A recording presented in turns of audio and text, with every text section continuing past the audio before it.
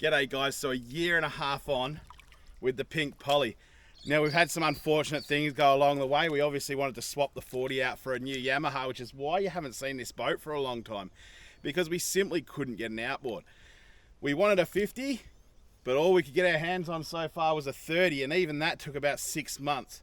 But what I want to do is I want to run you through where my thoughts are with this particular boat now after a year and a half.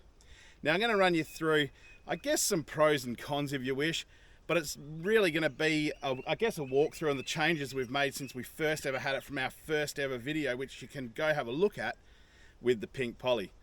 Let's get into it.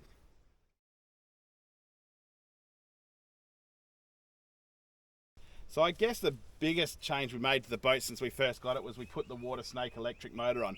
And as you can see, I've been very lazy with the battery still sitting up on the deck. Now, why is that lazy? Well, that's because the guys at Polycraft actually supplied me with a wiring loom where you literally put your wires down this little bung here. They go down through the hull and will come out on one of the rear hatches where my other battery is. So it's just been exceptionally lazy that I have not run wires yet.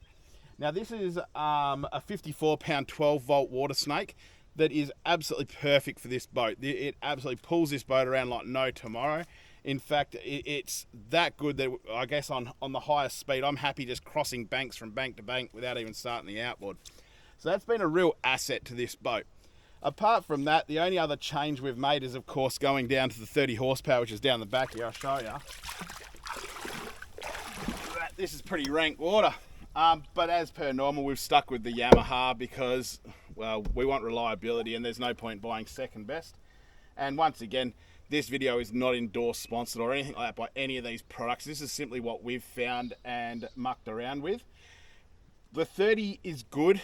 It's really good for probably 2 people. But I think for the amount of weight we used to carry, now the 50 horsepower would have been a better option to go from the 40 to the 50. But if you're the kind of guy that's just going to get out there with your mates, not pack this boat to the absolute brim like what we do, the 30 is a really good, economical and efficient option.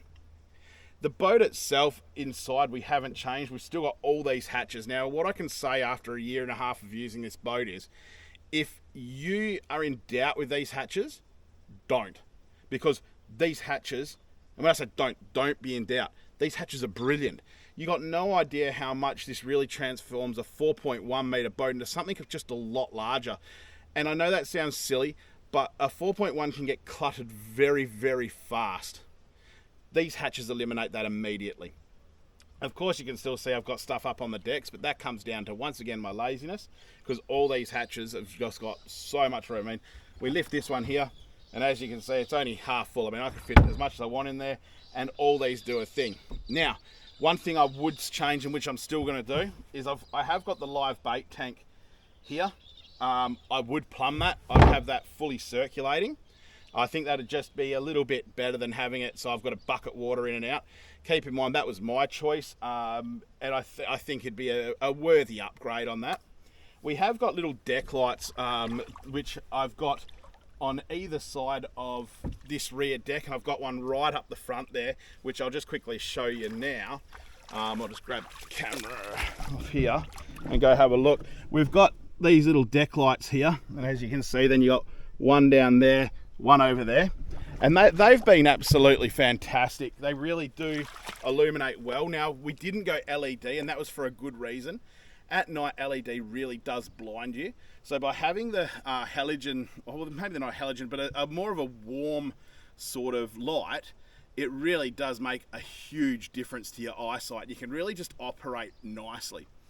We've still got the 25 litre fuel tank in there. Now, we've never upgraded that because the 25 litres is absolutely beautiful. We've never run it out, and we've done some really big trips on this, but I suppose that really comes down to the efficiency of the Yamaha. One thing we do carry is a 5 litre spare jerry can, because I know that we can always get back to shore with it with that 5 litres. The hatch cover on the anchor well is also another big positive. I think that it allows me, especially when I'm over the shallows chasing brim and flathead, I've been up on there casting off the bow. Now, I'm a really large guy, and it's a compliment to Polycraft to have that stability for me to be able to get up there. The trailer itself is the Oceanic trailer, which obviously isn't here because we're in the water.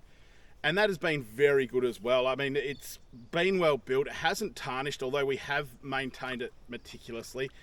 The only thing is the winch on the front of it. It's getting a bit tight, but that's not here nor there. I suppose I could just grease it if I really wanted to. But all in all, the trailer was nice as well. And the good thing with the Oceanic trailers, they come with beautiful mag wheels, but most importantly, fairly low profile tyres. And the good thing about the low profile tyres is if you are bank launching or you're on shallow ramps, it allows you to get the transom and the boat just that little bit closer to the water, so there's not as much angle when it comes off. The stickers, now everyone loves stickers on the side of a boat, so we'll go down to the sides of the boat here. You can see that some decals, I don't know whether it's the material the decals are made out of, but the Polycraft decals have stayed on beautifully. But the Boat City stickers, they're starting to look a bit ratty. Now that's obviously a year and a half in any vinyl. I think we're still getting a good go out of it, but I think that's mainly been from, you know, whacking a lot of water up the sides and whatnot. We've still got the Garmin 95 whatever it is touchscreen thing. Now in my other boat at home, I've obviously got the Lowrance. Going from Lowrance to Garmin is chalk and cheese. If you're in the market for a sounder, Garmin is the absolute go. It is the best of the best, and it's so damn easy to use. It really is. Of course, going back to that Yamaha as well, just should make mention, the trim tilt on the tiller handle is an absolute must, especially when you're getting along. You can really work this boat out well. It enables you to really get the bow down when you want to get up on the plane, and then once you're on the plane, you can jack it out and you get your top speed as well. It really does help also with the following seat, because you can pull the nose of the boat up just that little bit. It's really damn handy. The nav lights here, on here, the white ones, that's the colour I chose. Wouldn't do that again, I'd go black. I just think that the white is starting to discolour a bit, especially around the rubbers. So I think the black would be a bit better option. The black carpet inside has actually been okay. It hasn't got as hot as we thought. And contrary to popular belief, the plastic on these boats actually doesn't heat that much up in the sun. It's nothing like aluminium in the way that it stays fairly cool. Where aluminium after a big day on the water really does get a bit taxing and it gets really hot.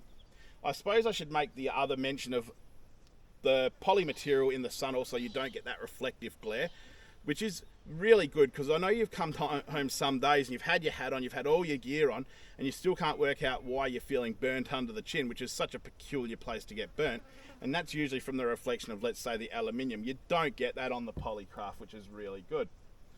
But guys, I think that's where I'm going to leave this one. It's I guess what it was more or less just an explanation of how I'm enjoying the Polycraft after a year and a half. Would I change it? No. The boat itself is just immaculate. It's so stable. It's ridiculous, and it handles so much bigger than what it is being a 4.1. You can literally take this places that other boats simply wouldn't go. It stayed in really good condition. We've had no color fade, nothing like that. And actually, one thing I should point out is this stainless steel. As we know on a lot of boats, stainless steel rusts. I challenge anyone to head down to Boat City today, find even a speckle of discoloration on this stainless, and then get back to me on it, because you just won't. It's actually a compliment to the guys that build these to be using such high quality stuff. Anyway guys, I'm going to leave you on that one there. I'm going to get back to fishing, because it's a beautiful day out there. I mean, have a look at how calm that water is. Given that the brimmer off the bite a bit, we can deal with it. And I'll catch you on the next episode. See you later.